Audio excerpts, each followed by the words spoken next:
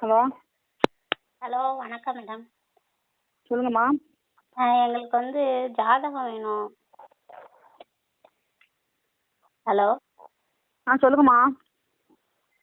சிவம் matrimony தானே? ஆமாம்மா. எங்களுக்கு ஜாதகம் வேணும், அனுப்புறீங்களா? யார் பார்க்குறீங்கம்மா? பேர் சொல்லுங்க. பேர் ஹலோ. ராணி.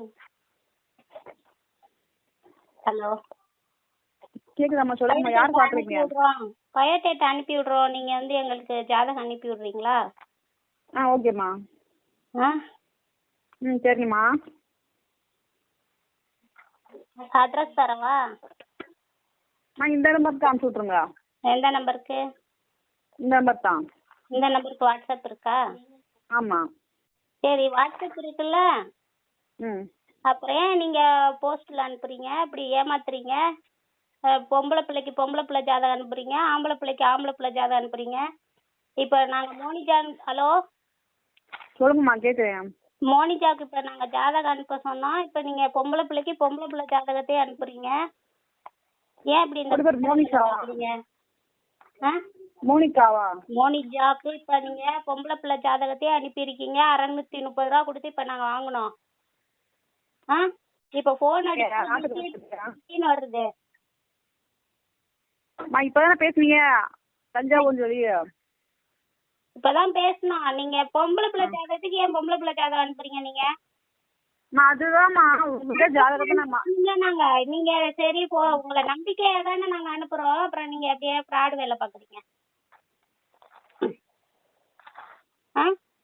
சரி, 5 நிமிஷத்துல போன் அடிக்கிறோம்னு சொன்னீங்கல்ல, திருப்பி அடிச்சீங்களா? நீங்க பதில் சொன்னீங்களா? நீங்க ஒரு நம்பிக்கையில தானே. நாங்க புரியுதா? உங்களுக்கு தான் கன்ஃபார்ம் பண்ணிக்கிட்டு இருக்கேன். உங்களுக்கு கால் பண்றேன்னு சொல்றேன். எப்ப எவ்வளவு நேரம் நீங்க கால் பண்றீங்க? இப்ப காலையில நாங்க சொல்லிட்டு இப்ப மணி 3 ஆக போகுது. எப்ப கன்ஃபார்ம் பண்ணுவீங்க நீங்க?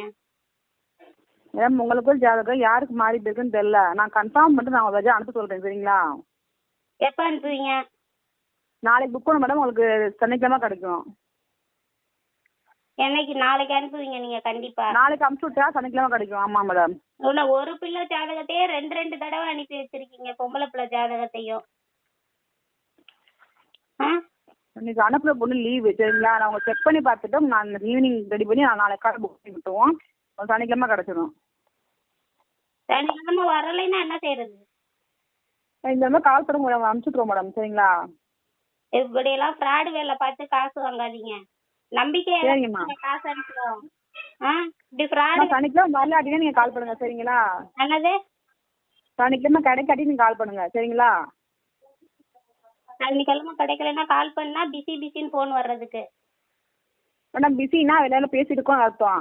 கட் பண்ணிட மாட்டாங்க. சரிங்களா? எடுத்துக்கணும் கேட்கலாம் செய்வோம். அப்படின்னு அப்ப இருந்து நாங்க அடிச்சுக்கிட்டே இருக்கோம். பிஸின்னு இவ்வளவு நேரம் பிஸி. நாங்க பணம் கட்டினவங்களுக்கு தானங்க தெரியும்.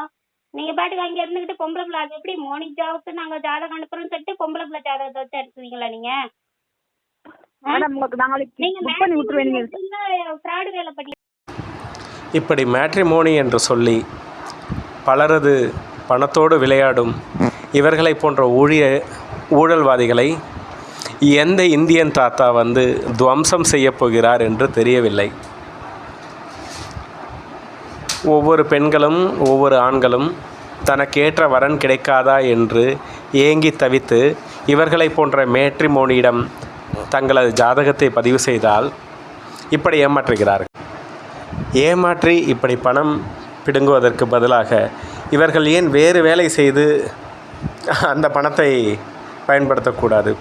இப்படியும் ஏமாற்றி திரியும் இந்த ஆட்களை நம்பி எத்தனையோ பெற்றோர்கள் தங்கள் பிள்ளைகளின் ஜாதகத்தை கொடுத்து தினம் ஏமாந்து வருகிறார்கள். ஒருவருக்கு 600 ரூபாய் என்றால் நீங்களே கணக்கு செய்து பார்த்து கொள்ளுங்கள். இவர்கள் தந்துள்ள தொடர்பு எண்ணை தொடர்பு கொள்ளும் பொழுது அந்த பக்கத்திலிருந்து அவர்கள் அலைபேசி அழைப்பை ஏற்கவே இல்லை. ட்ரூ காலரில் செக் செய்யும் பொழுது ஃப்ராட் சிவவேல் மேட்ரிமோனி என்ற பெயரில் ட்ரூ காலரில் உள்ளது. அதில் பின்னூட்டமிட்டவர்கள் அனைவருமே இந்த நிறுவனத்தை பற்றி இது ஒரு ஃப்ராடு நிறுவனம், ஏமாற்றுக்காரர்கள், மோசடிக்காரர்கள் என்றே குறிப்பிட்டுள்ளார்கள். நாம் இந்த வீடியோவை அவர்களுக்கு அனுப்பி கருத்து கேட்கலாம் என்று அவர்களுடைய வாட்ஸ்அப் எண்ணை தொடர்பு கொண்ட போது வாட்ஸ்அப் எண்ணும் உபயோகத்தில் இல்லை என்றே வருகிறது. இந்த மோசடிக்காரர்களை தயவுசெய்து யாரும் நம்பி ஏமாற வேண்டாம் என்று கேட்டுக்கொள்கிறோம்.